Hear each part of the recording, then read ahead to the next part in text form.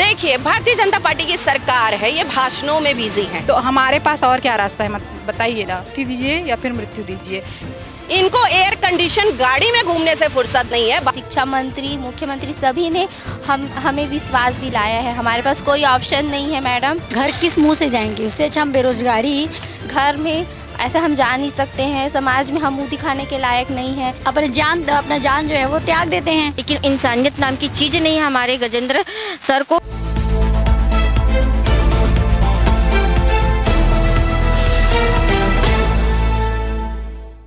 पिछले 1 महीने से अपनी नियुक्ति की मांग को लेकर डीएड अभ्यर्थी तूता के धरना स्थल पर आमरण अनशन पर बैठे हैं, लेकिन सरकार अभी तक उनकी बात नहीं सुन रही है। सुप्रीम कोर्ट द्वारा उन्हें हरी झंडी दी गई कि इनकी मांग सही है, लेकिन सरकार इनकी जो मांग है, जो सुप्रीम कोर्ट का आदेश है, उसको भी नकार रही है, उसको भी नहीं सुनने को तैयार है।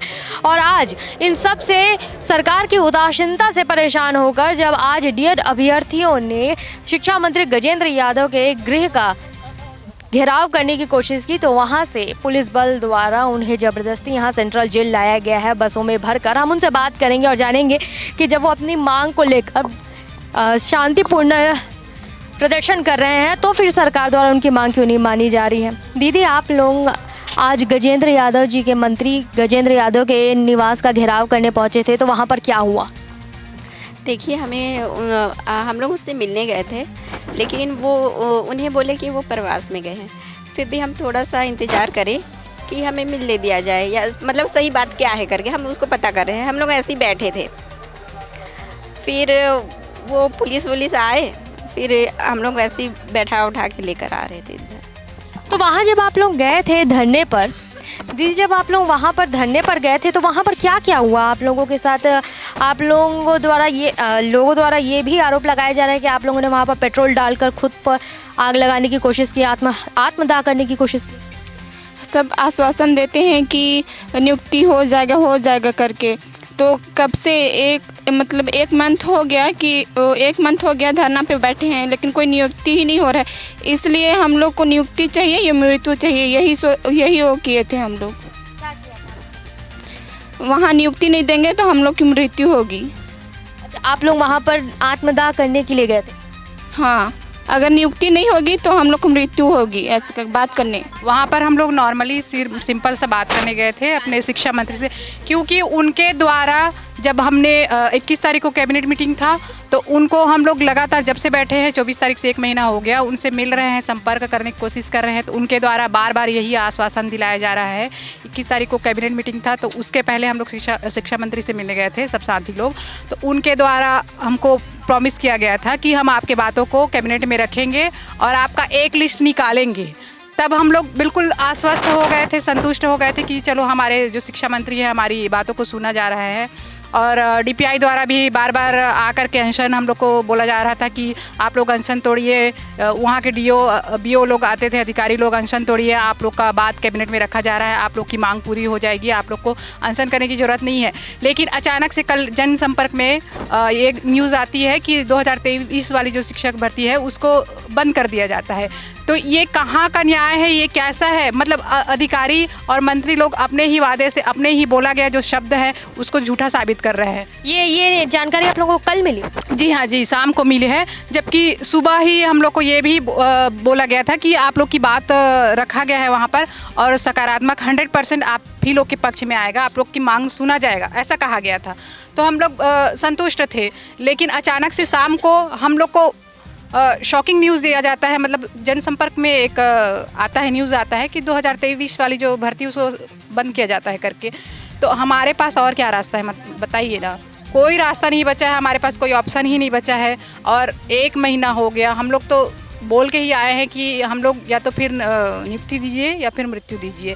इसलिए हम अपने माननीय शिक्षा मंत्री से वहाँ पर मिलने गए थे, लेकिन हमको वहाँ पर रोका गया। हमारे साथी लोग को मतलब फिसला के बस में भरा गया, इधर उधर छोड़ दिया गया।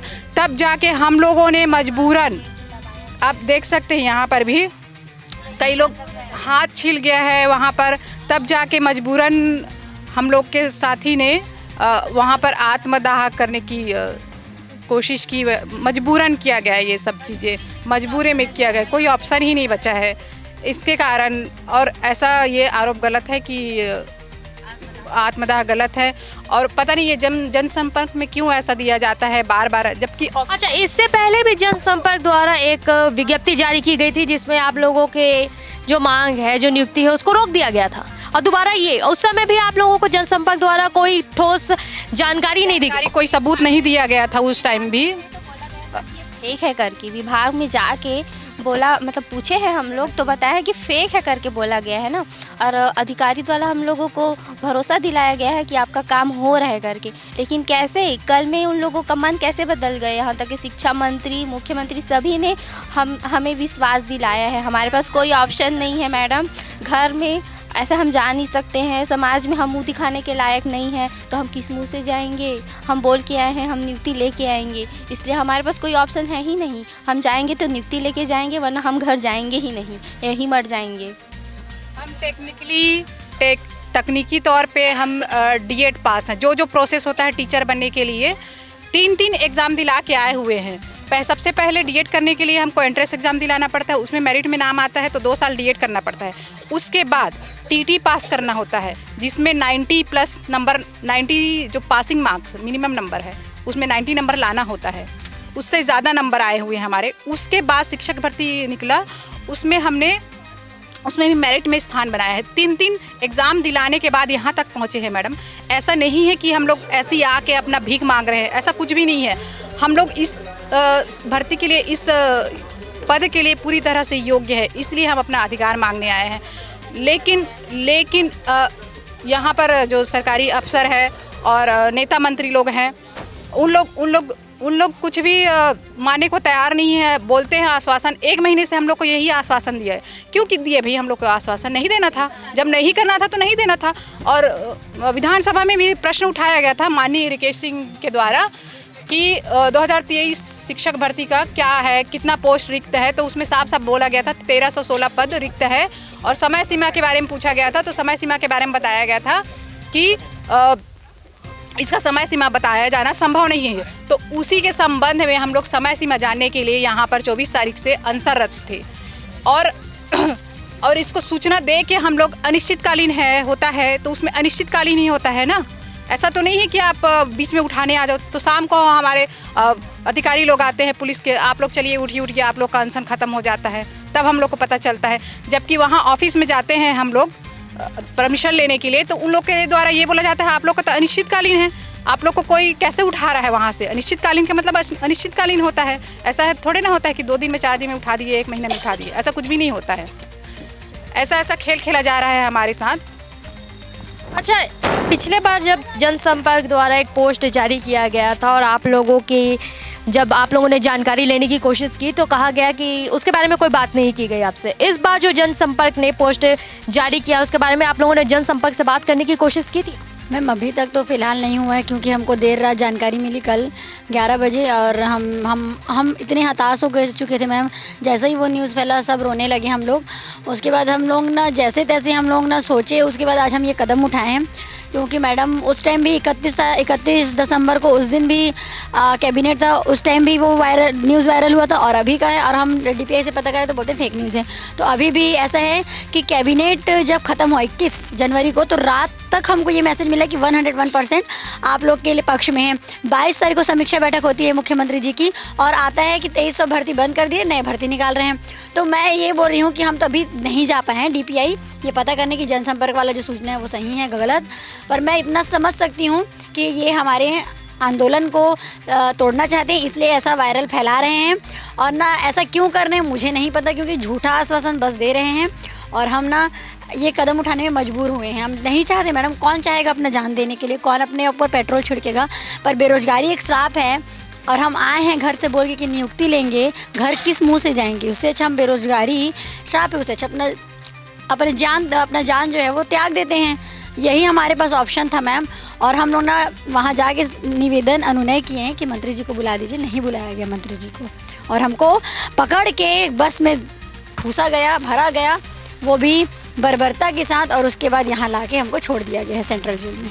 जी आपको बता दें एक महीने से भी ऊपर का समय हो चुका है डीएड अभ्यर्थियों को आमरण अनशन पर बैठे गजेंद्र यादव, मंत्री गजेंद्र यादव के गृह का इन लोग घेराव कर रहे थे शांतिपूर्ण तरीके से, जहां उन्हें बर्बरता के साथ पुलिस बल द्वारा यहां पर लाया गया। आप देखिए इस बस में महिलाएं हैं और ऐसे ही 4-5 बस और भी हैं जिसमें डीएड अभ्यर्थियों को भरा गया है।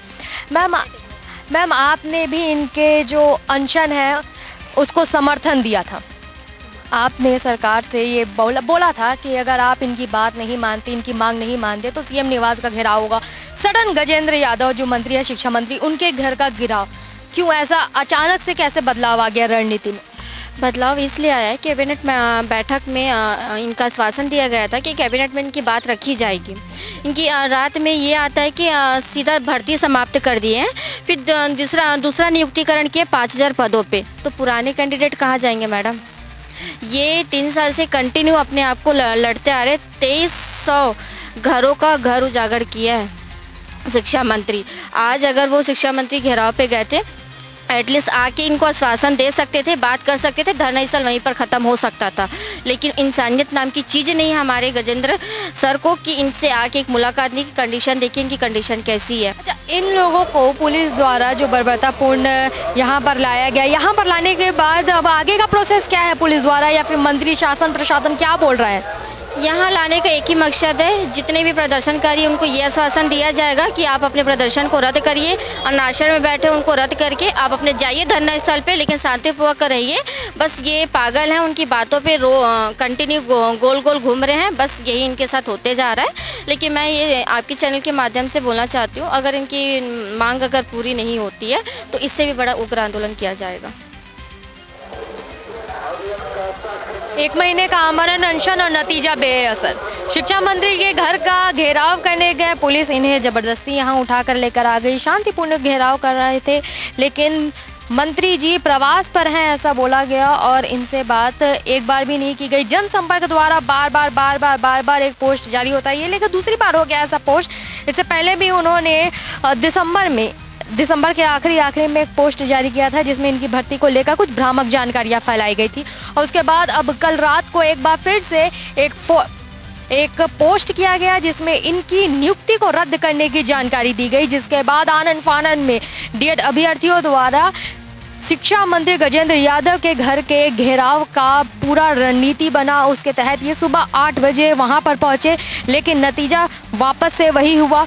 सबको, सारे अभ्यर्थियों को वहां से उठाकर बस में रखा गया और उसके बाद उन्हें बर्बरतापूर्वक सेंट्रल जेल लाया गया। उन्हें सेंट्रल जेल में लाकर रखा गया है। ये आप देख सकते हैं यहाँ पर 5-6 बसेज हैं और इन्हीं 5-6 बसों में सारे अभ्यर्थियों को भरा गया है। देखिए, भारतीय जनता पार्टी की सरकार है, ये भाषणों में बिजी है। इनको एयर कंडीशन गाड़ी में घूमने से फुर्सत नहीं है, भाषण देने से फुर्सत नहीं है।